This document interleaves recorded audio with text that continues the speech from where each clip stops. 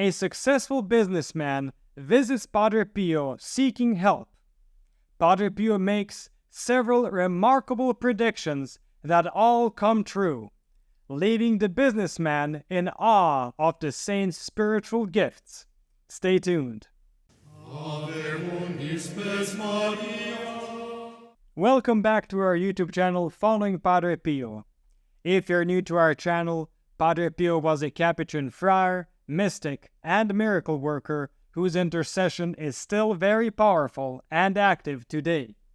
We publish videos and shorts 5 days a week, so follow us to find out more about the life of this fascinating saint, and you will be amazed at what Padre Pio can do for you, a family member, or a friend. And now to our story. The story I'm about to share is sourced from the book Padre Pio, A Saint Among Us by Renzo Allegri.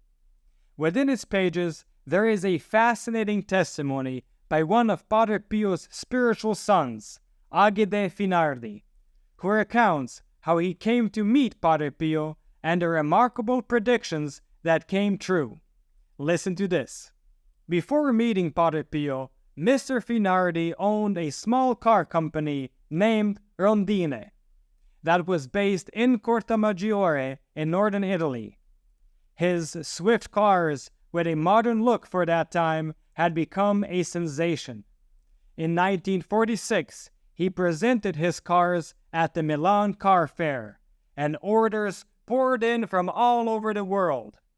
Mr. Finardi was a small industrialist with a promising future. However, he had also sold his cars to someone near San Giovanni Rotondo in Foggia who never paid him. So one day he decided to collect the debt.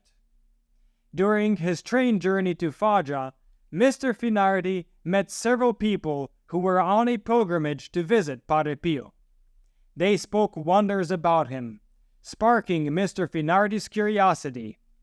You see, at that time, Mr. Finardi's parents were ill, suffering from tumors. Also, he had been married for 4 years but had no children. So he decided to visit the Holy Friar to seek some graces.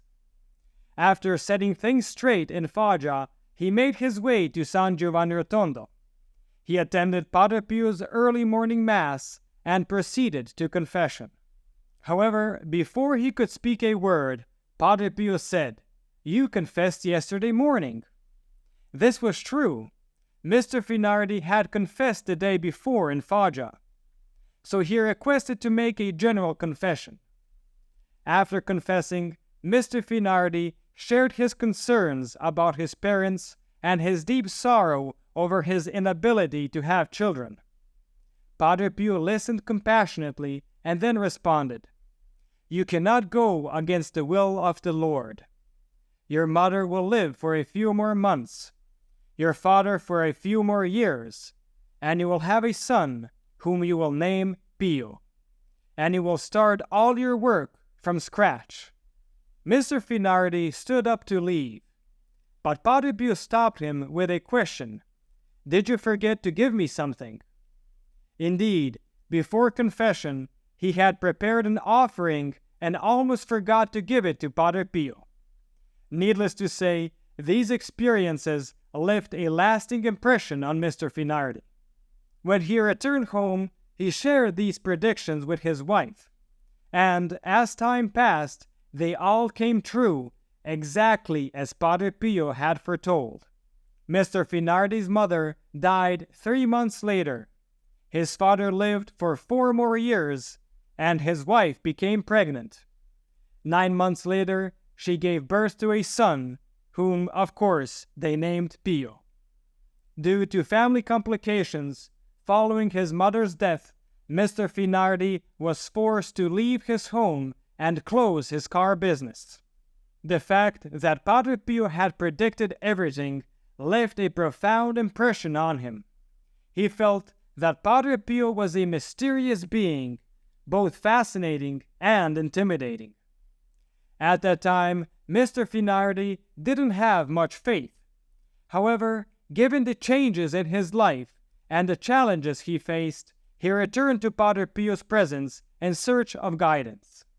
Upon arriving, Mr. Finardi signed up for confession, but faced a 3-day wait.